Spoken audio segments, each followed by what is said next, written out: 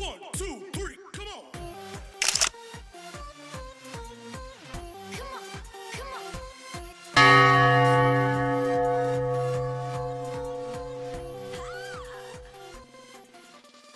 और अपना channel एक्समार्ट academy में तो हम लोगों ने जैसे लास्ट सेशन में बहुत कुछ किया था।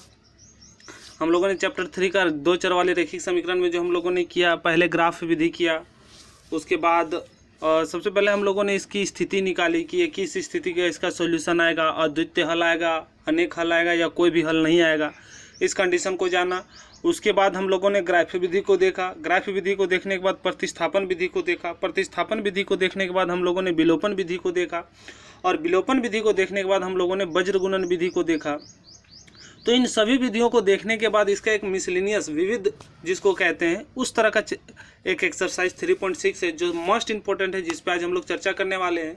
तो आज आप इस वीडियो को बिना स्किप किए देखते रहिए, क्योंकि ये बहुत ही इंपॉर्टेंट सवाल है। यहीं से क्वेश्चन निकल के, जो 8 क्वेश्चन है यहीं से निकल के आपका एग्जाम में क्वेश्चंस आते हैं 3 मार्क्स के। तो चलिए हम लोग स्टार्ट करते हैं आज का सेशन, है ना। और आज के सेशन में मैं आप लोग को 3-4 तरह से क्वेश्चन बताऊंगा जो आप लोग के लिए बहुत ही यूजफुल होगा, और लास्ट में मैं इससे जुड़ी कुछ महत्वपूर्ण तथ्य भी बताऊंगा जो एग्जाम पॉइंट ऑफ व्यू के लिए बहुत ही इंपॉर्टेंट है। तो जुड़े रहे अंत तक। चलिए आइए स्टार्ट करते हैं आज का सेशन 3.6। जैसा कि आप देख पा रहे हैं, क्या कह रहा है कि निम्न समीकरणों के युग्म को रैखिक समीकरणों के युग्म में बदल करके हल कीजिए, है ना। पहले क्या करना है कि इसको रैखिक समीकरण में बदलना है, उसके बाद इसको हल करना है। देखिए ये रैखिक समीकरण में नहीं है, अभी देखिए इसका क्या वैल्यू है, 1/x 1/y, यहाँ √x √y, है ना। तो ये सबको बदलना है, बस एक कंडीशन इस पर एक कॉन्सेप्ट आपको माइंड पे रखना है और पूरा का पूरा सोल्यूशन आपको ईजिली हो जाएगा। तो देख लीजिए, इधर आपका 4 क्वेश्चन है और इधर 4 क्वेश्चन है, 8 क्वेश्चन इसमें से निकल के आते हैं। बाकी 3 क्वेश्चन 2 क्वेश्चन नंबर 2 पर है, जो हम चाहेंगे कि आज ही का सेशन में सारे क्वेश्चंस को कंप्लीट कर लें। कुछ आप लोग के लिए होमवर्क भी होगा। तो चलिए हम लोग चलते हैं, आज के सेशन स्टार्ट करते हैं। आज का सेशन स्टार्ट करने से पहले मैं आप लोग को बता दूं, जो इस वीडियो में नए हैं, जो पहले की वीडियो नहीं देखे हैं, वो डिस्क्रिप्शन में जाकर लिंक दिया हुआ है, उस वीडियो को पहले देखें। उसके बाद की वीडियो आपको समझ में बहुत ही अच्छी तरीके से आ जाएगी। तो चलिए हम लोग आज 1 का 1 देखने वाले हैं। 3.6 क्वेश्चन नंबर 1 का 1। क्वेश्चन नंबर 1 क्या कह रहा है, ये सिंपल सा है, इसको पहले हम लोग समझेंगे, एक विधि से बनाएंगे। क्वेश्चन कह रहा है 1/2x plus 1/3y is equal to 2। ये पहला कंडीशन। दूसरा इक्वेशन क्या, दूसरा समीकरण क्या बना, 1/3x plus 1/2y is equal to 13/6। ठीक है, ये क्वेश्चन है, ये क्वेश्चन दिया हुआ है। इसको बोला कि पहले इसको रैखिक युग्म बदलिए और किसी भी विधि से हल कीजिए। तो मैं आप लोगों से निवेदन करूंगा कि ग्राफ विधि से सॉल्व आप खुद से करेंगे। बाकी प्रतिस्थापन, विलोपन और वज्र, मैं ये 3 विधि आप लोग को 3 क्वेश्चन के माध्यम से आज बता दूंगा। ठीक है, तो हम लोग पहले प्रतिस्थापन विधि को बनाते हैं, है ना। तो प्रतिस्थापन, इसको पहले रैखिक समीकरण में बदलना होगा। ठीक है, इस बात को ध्यान में रखिएगा कि पहले सर इसको रैखिक समीकरण में बदलना होगा। तो 1/2x plus 1/3y is equal to 2 है, और 1/3x plus 1/2y is equal to 13/6 है। तो इसको 1 दे दीजिए, इसको 2 नाम दे दीजिए। अब मान लीजिए, है ना, देखिए इस कंडीशन में जब भी आएगा ना तो पहले रैखिक बनाइए। रैखिक मेरा क्या नहीं सर कि 1/x है, ऐसा नहीं कि पूरा 1/2x को मान ले, फिर 1/2x को मानेंगे फिर इसको अलग मानना होगा। तो उस तरीके से ना मानकर हम लोग क्या करेंगे, 1/x को मानेंगे। किसको मानेंगे, 1/x को। तो 1/x को आप कुछ भी मान सकते हैं, p q a b c d सब तो चर होते हैं, a मान लिए हम लोग, और 1/y को b मान लेंगे। 1/y को क्या मान लेंगे हम लोग, b मान लेंगे। अब देखिए समीकरण 1 से आपको क्या देखने को मिलेगा, समीकरण 1 से, है ना, 1/2 है। अब x को हम लोग a मान लिए हैं तो a हो जाएगा, प्लस 1/3 है। ऐसा नहीं कि पूरा 2 को ऊपर ले जाए, ऐसा नहीं, हम लोग सिर्फ 1/x को माने, इस बात को ध्यान में रखिएगा। अब इसका हम लोग क्या कर लेंगे कि इसका एलसीएम ले लेंगे 2 और 3 का, तो 6 हो जाएगा। यहाँ से 3a हो जाएगा, यहाँ से 2b हो जाएगा। देखिए इस बात को आप समझने की कोशिश कीजिएगा, ये छोटी छोटी बातें हैं, है ना, जो आप लोग को समझनी बहुत ही जरूरी है। तो 6 2 12, यहाँ से क्रॉस मल्टीप्लीकेशन हो जाएगा, ये हो गया इक्वेशन 3। ठीक है, उसके बाद हम लोग समीकरण 2 से देखेंगे। समीकरण 2 से क्या हो जाएगा, है ना, ध्यान से देखिए समीकरण 2 को, है ना। समीकरण 2 देखिए, समीकरण 2 आप लोग को दिख रहा है 1/3x, तो यहाँ पर क्या हो जाएगा 1/3a, 1/2y का क्या हो जाएगा 1/2b, और यहाँ पर हो जाएगा 13/6। तो ध्यान रहे इसका जब हम एलसीएम लेंगे 3 2 का तो 6 हो जाएगा, यहाँ 2a और यहाँ 3b और यहाँ पर 13/6। देखिए एक कंडीशन आज आप लोग को मैं और भी बता देता हूँ। जब इक्वल टू रहे और नीचे नीचे और ऊपर ऊपर काटता है, जैसे यहाँ 6 है तो 6 कट जाएगा। कैसे कट जाएगा ध्यान से देखिए, ये इधर डिवाइड में उधर जाएगा तो यहाँ पे मल्टीप्लाई में होगा और ये कैंसिल आउट हो जाएगा ना। तो यहीं पर हम चाहेंगे कि इसको कैंसिल कर दें। तो यहाँ से क्या आ जाएगा मेरा 2a plus 3b is equal to 13। ये इक्वेशन 4 हो गया। ठीक है, आप लोग को समझने के लिए मैं यहीं पर इसको सॉल्व कर देता हूँ। ठीक है, अब प्रतिस्थापन विधि को, ये हम लोगों ने क्या कहा है कि सर प्रतिस्थापन विधि से मैं बनाऊंगा। तो प्रतिस्थापन विधि से सॉल्व करने के लिए आप एक चीज़ जान रहे होंगे कि सर पहले क्या होता है, प्रतिस्थापन करने का मतलब है कि पहले एक चर का मान निकालना होगा दूसरे चर को बदल कर। ठीक है, तो हम लोग उसको बदलेंगे। जैसे समीकरण हम लोग 3 ले लेते हैं, समीकरण 3 से हम लोग क्या करेंगे, पहले इसको बदलेंगे। देखिए आप लोग का रिवीजन चल रहा है। ठीक है, प्रतिस्थापन विधि का रिवीजन चल रहा है। आप किसी भी विधि से बनाएं और मैं तो कहूंगा कि चारों विधि से आप सारे क्वेश्चन को सॉल्व करें। 8 क्वेश्चन है, 8 को चारों विधि से सॉल्व करें, जिससे क्या होगा कि आपकी सभी जो नियम है वो आपको याद रहेंगे। ठीक है, तो 3a + 2b is equal to 12 है। देख लीजिए यहाँ पे 3a + 2b is equal to 12। तो क्या करेंगे 3a इज इक्वल टू क्या हो जाएगा 12 - 2b हो जाएगा और a इज इक्वल टू क्या हो जाएगा 12 - 2b/3। यहाँ से मेरा a का निकल गया मान। अब इसी a के मान को कहाँ रखेंगे, a के मान को समीकरण 3 में तो नहीं रख सकते, किस में रखेंगे 4 में। 4 में रखने पर ठीक है, रखने पर तो क्या हो जाएगा 4 मेरा, देखिए 4 आपको दिख रहा होगा है ना। 2a तो a के जगह पर हम लोग बैठाएंगे तो 2a के जगह पर क्या है देखिए ऊपर में 12 - 2b/3 ये है sir, plus 3b is equal to 13। ये तो समझ गए होंगे है ना। अब देखिए ये तो मल्टीप्लाई हो जाएगा पूरी। जब इसको हम लोग मल्टीप्लाई कर देंगे तो क्या हो जाएगा 24 - 4b प्लस 3b है ना, ये बट्टे में 3 होगा और यहाँ पे 13। ठीक है, और जब इसको हम लोग सॉल्व करेंगे तो आप देखेंगे क्या कि इसके नीचे कुछ नहीं तो 1 हम लोग दे देंगे और पूरे का एलसीएम ले लेंगे 3। तो ये तो ज्यों का त्यों हो जाएगा हैं, और यहाँ पर हो जाएगा सर 3 से मल्टीप्लाई मतलब 9b हो जाएगा सर यहाँ पे। ठीक है, और ये हो गया 13। अब यहाँ से ध्यान से देखिए इसको और इसको जब हम लोग माइनस करेंगे तो क्या हो जाएगा 5b और ये आपका हो जाएगा 24 और ये आपका इंटू होकर यहाँ पर हो जाएगा 39। ठीक है, समझ रहे हैं कैसे किए। पहले इसको हम चर वाले को पहले लिख दिए, फिर उसको माइनस कहाँ गया सर, क्यों बड़ा के सामने प्लस है तो प्लस का साइन लगेगा। तो 5b इक्वल टू क्या हो जाएगा सर 39 - 24। तो 5b इक्वल टू क्या हो जाएगा 9 में 4 जाएगा तो 5 और 3 में 2 जाएगा तो 1। तो b इक्वल टू क्या हो जाएगा 15/5 और 5 3 जा 15। तो इसका b का क्या आ गया वैल्यू 3। अब देखिए इसको हम लोग कुछ नाम दे सकते हैं ना। देख लीजिए इसको हम लोग नाम दे 4 तक चला था तो हम 5 नाम दे दिए।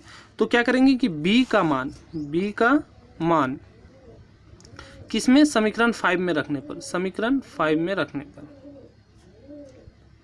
देखिए लैंग्वेज, बहुत बच्चों को लैंग्वेज लगता है कि सर क्या लिखवा रहे हैं, लेकिन देखिए ये सजाने का तरीका है। इससे पता चलेगा एग्जामिनर को कि आप कितना नॉलेजेबल हैं, आपको कितना इसके बारे में आ रहा है। ठीक है, बाकी रटाया नहीं करना है। देखिए 2b था तो b का वैल्यू 3 आया तो 3, यहाँ से 3 तो क्या हो जाएगा 12 - 6/3 हो गया। तो a इक्वल टू क्या हो जाएगा 12 में 6 जाएगा 6/3, 3 इक्वल 3/2 यानी 2 बार में ये कैंसिल आउट हो जाएगा। तो ध्यान दीजिए अब मेरा क्या आया है कि सर 1/x है ना, 1/x is equal to a था और a का मान आया है 3। ठीक है, तो ध्यान दीजिए जब क्रॉस मल्टीप्लाई करेंगे तो क्या हो जाएगा पता है x इक्वल टू 1/3। ठीक है, तथा 1/y is equal to b था और b का मान कितना आया है 3, सॉरी a का मान 2 आया है ना, a का मान 2 आया है। ठीक है, और b का मान 3 आया है तो y बराबर क्या हो जाएगा 1/3। ठीक है, तो ये मेरा क्या हो गया पूरी x और y का वैल्यू हो गया, यही मेरा एग्जैक्ट आंसर होगा। ठीक है, इसी तरीके से आपको बनाना है। ध्यान दीजिए सबसे पहला जो हम लोगों ने इधर किया, इतना सा जो मैंने किया, ध्यान दीजिए जितना आपको डिस्प्ले में दिख रहा है, जितना आपको डिस्प्ले में दिख रहा है इतना जो मैंने किया, बस इस पे यही एक आपको एक्स्ट्रा करने की आवश्यकता है। बाकी सब आप जान रहे हैं कि सर किसको कैसे सॉल्व करना है, बाकी सब आप आगे जान रहे हैं। ठीक है, तो चलिए हम लोग आगे की क्वेश्चन को देखते हैं। आगे क्वेश्चन क्या क्या है देख लीजिए, है ना। क्या है कि सर 1/2x, ये तो क्वेश्चन हो गया। रूट वाले किसी को प्रॉब्लम नहीं होनी चाहिए। 1/√x को a मान लेंगे, 1/√y को b मान लेंगे, फिर उसी तरीके से सॉल्व करेंगे। और लास्ट में जब 1/√x को मानेंगे, देखिए 1/√x यानी पूरा √x हो जाएगा ना, 1/√x = 2, तो रूट को उधर ले जाएंगे तो स्क्वायर हो जाएगा। यदि 1/√x का वैल्यू 2 आया है, ध्यान दीजिएगा 1/√x का वैल्यू 2 आया है, तो √x का वैल्यू क्या हो जाएगा 1/2 हो जाएगा। √x का वैल्यू क्या हो जाएगा 1/2, और जब रूट इधर आएगा तो स्क्वायर लग जाएगा सर 1/4। इस बात को ध्यान में रखिएगा। ठीक है, उसी तरीके से आपको इसमें, है ना, इसमें आपको कुछ नहीं करना है, बस x को मान लेना है, y को ज्यों का त्यों रहने देना है।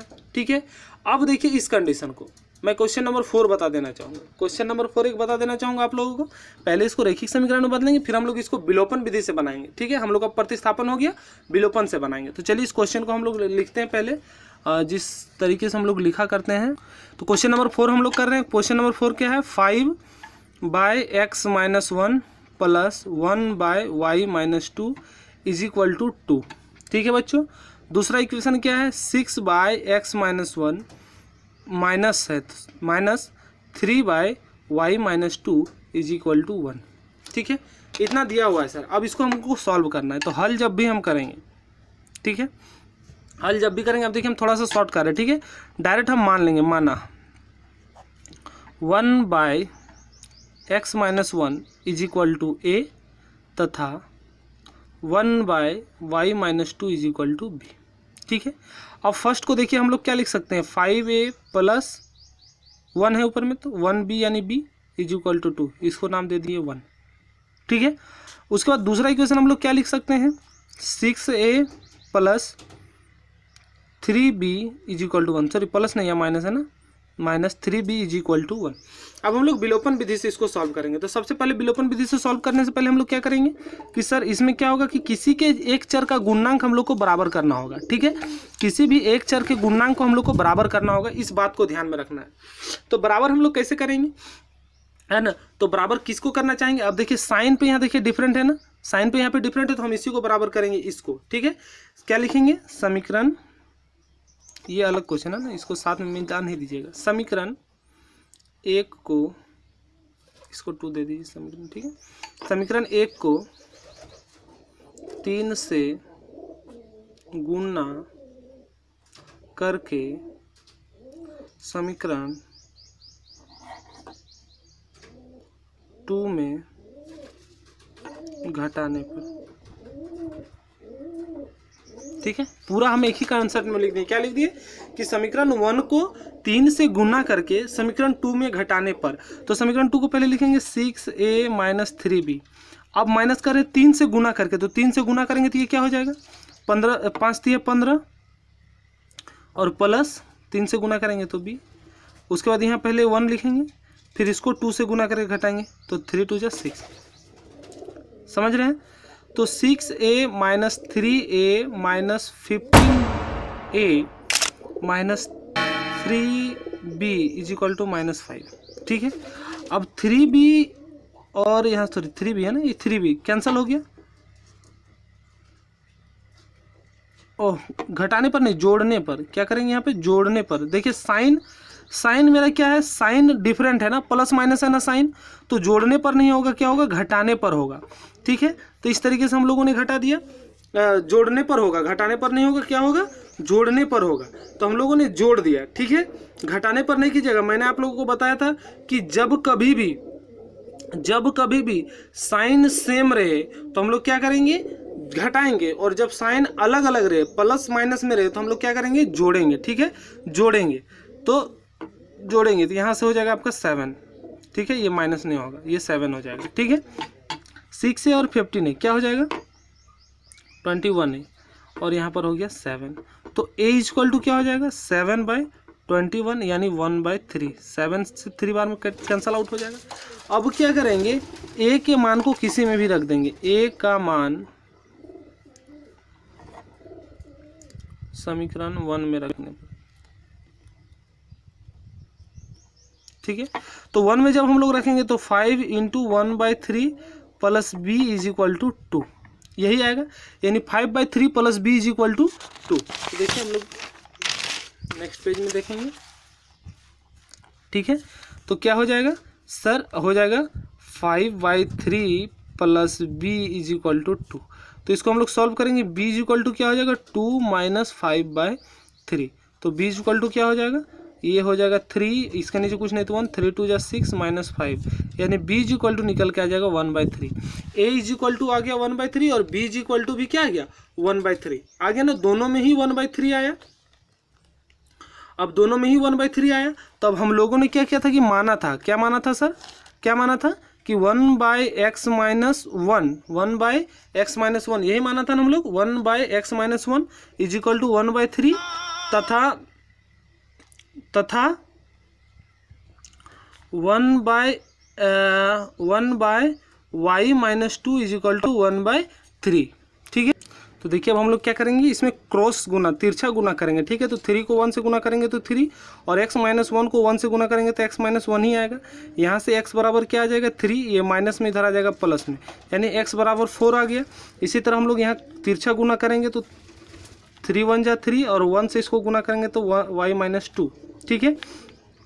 और y तो 3, ये माइनस में इधर आ जाएगा प्लस में 2, तो y इज इक्वल टू क्या हो जाएगा 5, यानी x is equal to 2, x is equal to 4 और y इज इक्वल टू क्या आ गया 5 आ गया। आप किसी भी विधि से बनाइएगा आंसर तो सही आना है, आपको भी मालूम है, ठीक है। तो इसी तरह से आपको हर एक क्वेश्चन को सॉल्व करना है, हर एक क्वेश्चन को देखना है कि कौन किस तरीके से बनेगा। एक क्वेश्चन और मैं आप लोग के लिए सॉल्व करना चाहूँगा, ठीक है। जो क्वेश्चन आप देख रहे हैं, है ना, बहुत ही अच्छा क्वेश्चन है, देख लीजिए ये क्वेश्चन, है ना। इन दोनों ही क्वेश्चन में एक सिमिलरिटी है, ठीक है, इन दोनों ही क्वेश्चन में एक सिमिलरिटी है, हम उसको चर्चा करेंगे, ठीक है। देखिए बाकी ये क्वेश्चन तो वही है, x प्लस वाई को मान लेंगे a, x माइनस वाई को मान लेंगे b, ठीक है। इसमें कोई ये नहीं होनी चाहिए, ठीक है। इसमें फिर 2 समीकरण को सॉल्व करेंगे हम लोग, है ना। तो चलिए देखते हैं, और ये हमारा क्वेश्चन, एक क्वेश्चन और देख लेते हैं आज, फिर इसका पार्ट 2 हम लोग करेंगे, ठीक है। देखते हैं, चलिए क्वेश्चन नंबर 5 ही देखते हैं, ठीक है। क्वेश्चन नंबर 5, ध्यान से देखिए क्वेश्चन नंबर 5 क्या कह रहा है, कह रहा है 7x minus 2y by XY is equal to 5, पहला समीकरण। दूसरा समीकरण बोल रहा है sir 8x plus 7y by XY is equal to 15, ठीक है। ध्यान से देखिएगा तो आप लोग को एक चीज़ समझ में आएगा। क्वेश्चन नंबर 5 में और 4 में, 5 में और 6 में मैं आप लोग को एक सिमिलरिटी दिखा देना चाहूँगा कि अगर हम इसको ऐसे लिखें, ठीक है, ये इधर चला जाएगा तो गुना हो जाएगा ना, 5xy हो जाएगा ना। तो वही कंडीशन में देखिए एक समीकरण आपको मैं दिखा दे रहा हूँ जो क्वेश्चन नंबर 5 में और इसमें कॉमन है, ठीक है। देखिए आपको क्वेश्चन दिख रहा है, ये दिख रहा है ना, देखिए 6x plus 3y is equal to 6xy, उसी से इधर भी है 7x minus 2y is equal to 5xy, same type में क्वेश्चन है ना। और इसका सॉल्यूशन मैं आप लोगों से चाहूँगा क्वेश्चन नंबर 6 का, ठीक है, तो जो बहुत ही इंटरेस्टिंग होगा, तो उसको हम लोग किस तरीके से सॉल्व करेंगे इस पर हम लोग चर्चा करेंगे, ठीक है। तो सबसे पहले इसको इस तरह से, जो क्वेश्चन नंबर 6 में है वो इस फॉर्म में है, तो इसको हम लोग क्या करेंगे, सबसे पहले जो ये मेरा ओरिजिनल फॉर्म है इसी का फॉर्म में लाएंगे, ठीक है। 7x minus 2y by XY is equal to 5, ठीक है। ये कंडीशन सिर्फ मैंने आपको क्वेश्चन नंबर 6 समझाने के लिए किया है, ठीक है, इसको आपको लिखने की आवश्यकता नहीं है। तो जब हम लोग इसको डिवाइड बोले हैं कि ये जो नीचे वाला जो होता है ये मुख्य होता है, ये सभी का जिम्मेवारी होता है, तो अलग अलग भी जिम्मेवारी वही होगा, है ना। तो 2y बाई XY हम इसको अलग अलग कर दिए, बराबर 5 कर दिए, ठीक है।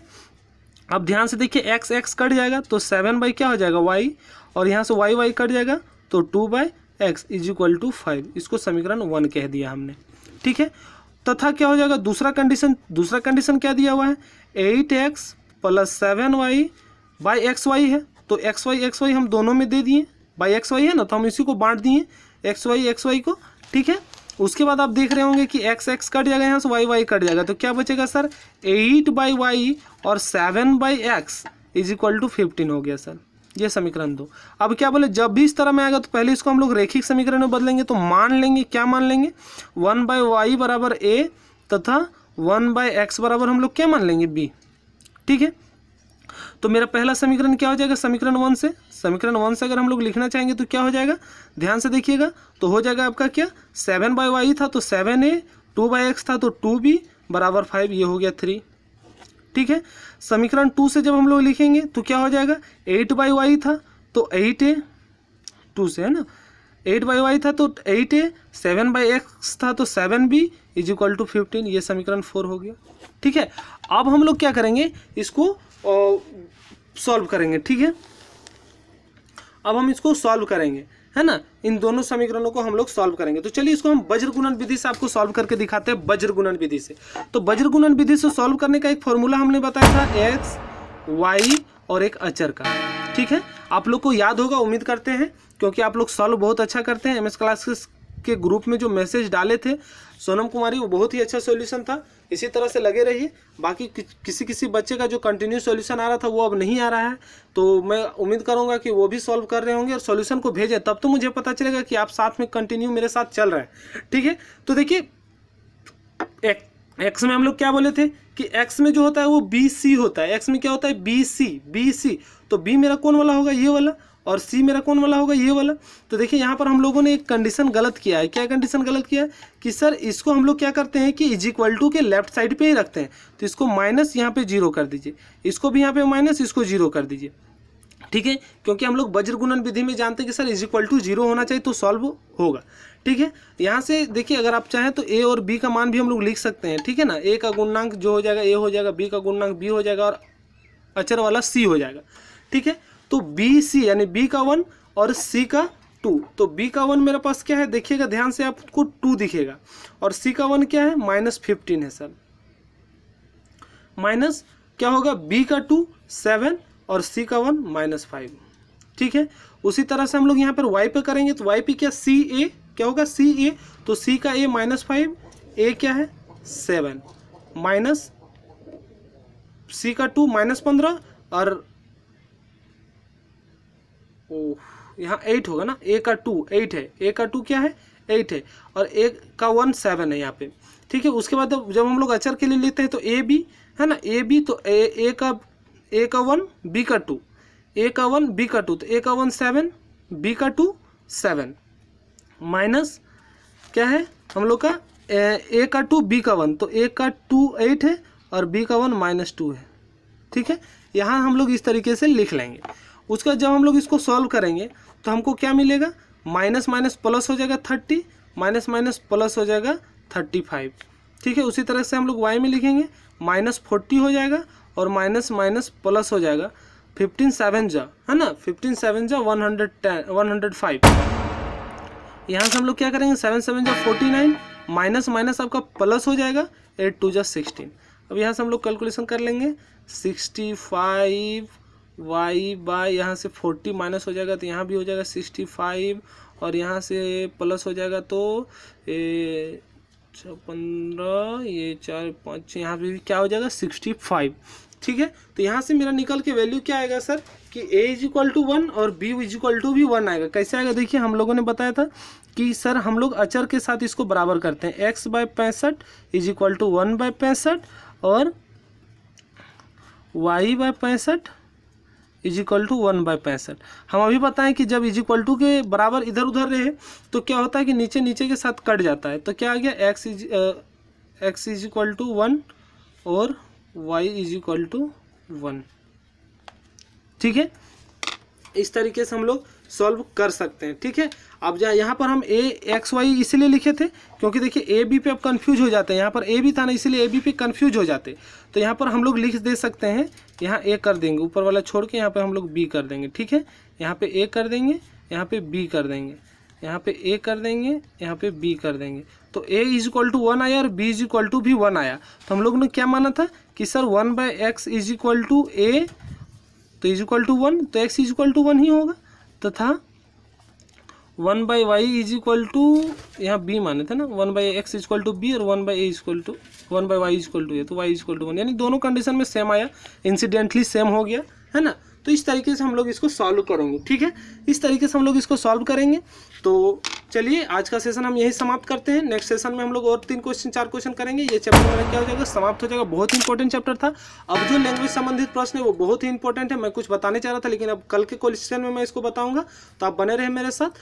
और जो इस चैनल में नए हैं उस चैनल को सब्सक्राइब कर लें, और जो पहली बार आज जुड़े हैं वो पहले पीछे की वीडियो जो 3.1 से उसको देखें, तो बाकी सारा कुछ समझ में आएगा। अलग अलग विधि करके अलग अलग चैप्टर दिया हुआ है, तो बहुत ही अच्छी तरीके से समझने का प्रयास कीजिएगा। ठीक है, तो चलिए आज का वीडियो यहीं समाप्त करते हैं। धन्यवाद।